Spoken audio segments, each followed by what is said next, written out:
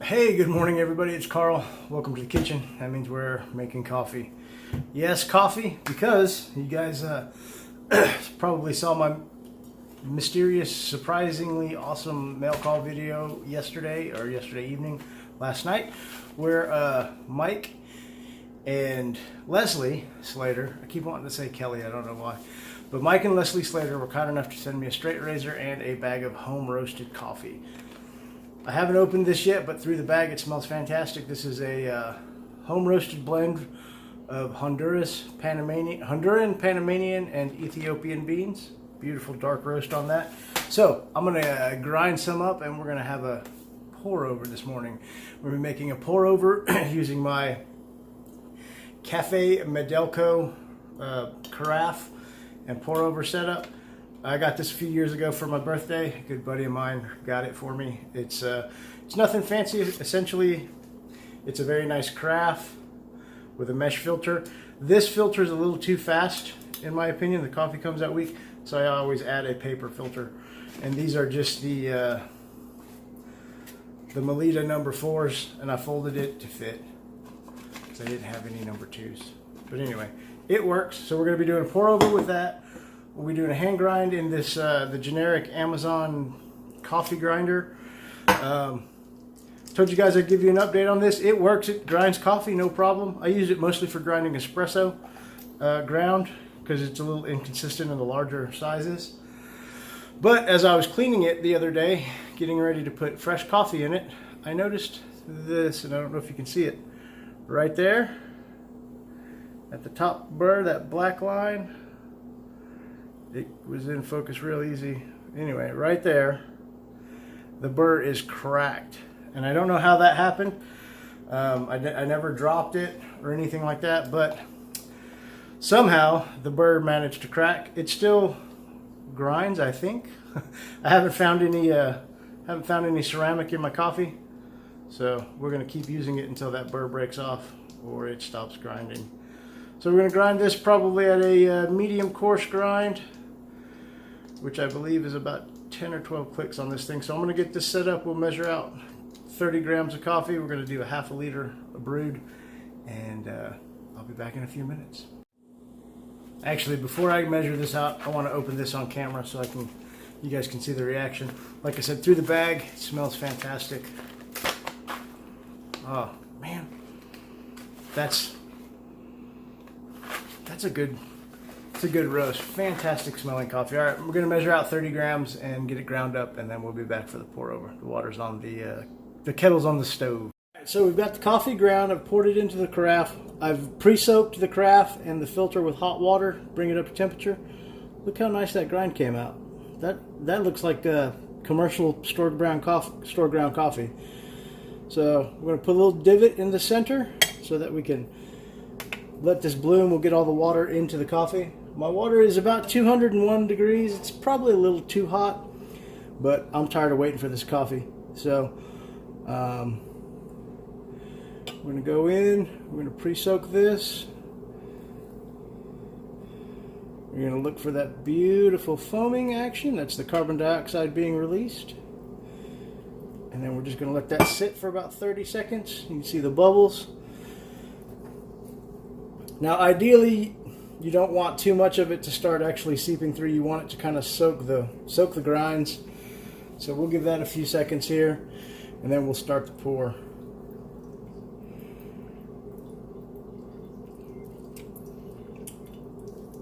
All right, that's probably close to 30 seconds. I didn't set my timer. And then we're going to do 500 mLs of water. And I like to do it in about two batches. The rich, dark foam. So we'll do about 250. And some people do a continuous kind of pour. I do, like I said, I do two batches. I'll get about half of my volume, let it sit and finish straining or brewing, and then I'll do the same for the second half. But just look how dark and rich that foam is. I've never had a grind with such a dark bloom. So this is definitely interesting. This is a first for me. So I'm excited. The coffee is nice and rich, dark color. Probably going to be a pretty strong cup. So I'm excited. You guys know I like the strong coffees.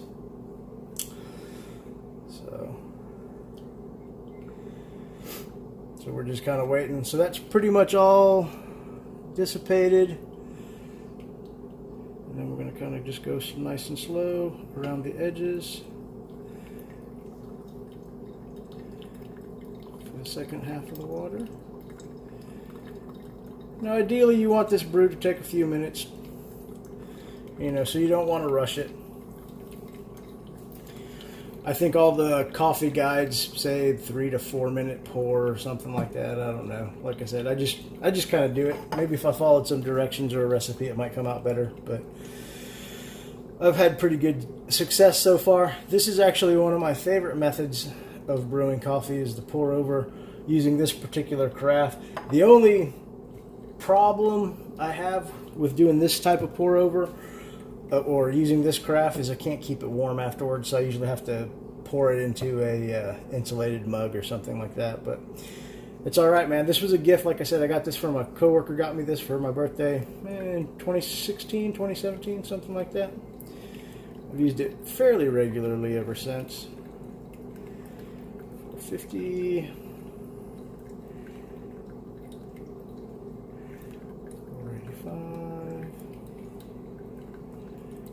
500 on the nose. We'll let that finish. So, you know, there are different schools of thought about this type of brewing. You know, never let the coffee grind swim. Keep it nice and level. I don't know. Like I said, this is how I do it. Everybody does it a little bit different. But my personal preference is just to do a half and half pour. And I usually get pretty satisfying results. So I just looked over on the counter and I dropped a bean. I didn't show you guys how nice and beautifully roasted these beans were. Look at that beautiful dark color. So I'm gonna let that finish brewing. We'll pour the cup here in a second. All right, so the brew is done. We'll show you the grinds. Beautiful. And one thing I like about this, basket pops right out. Set that in the sink for now. Give it a swirl just to kind of get it all mixed, because you know it layers in different stages. Look at the color on that. It is dark, dark, dark. Smells fantastic. Let's get the pour.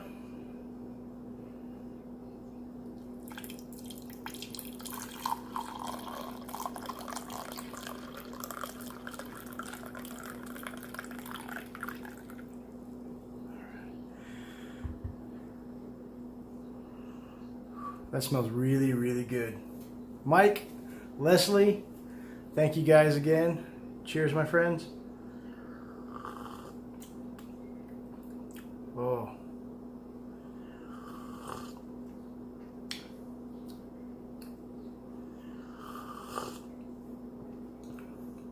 That's good coffee. It's nice, it's strong, it's rich. It's not very acidic. Doesn't taste burnt. It's got a great flavor. My palate is not refined enough to pick up all the subtle notes, but it tastes like a really dang good cup of joe.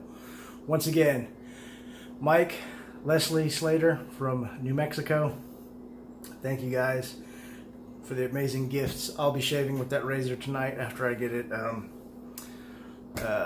soaked in barbicide. No offense, but every razor I get gets soaked in barbicide before I use it. It's just a precaution. But that's neither here nor there. The coffee is fantastic. Thank you. I really appreciate it. I don't know what to say. Your kindness is ridiculously amazing. Thank you. The coffee is fantastic.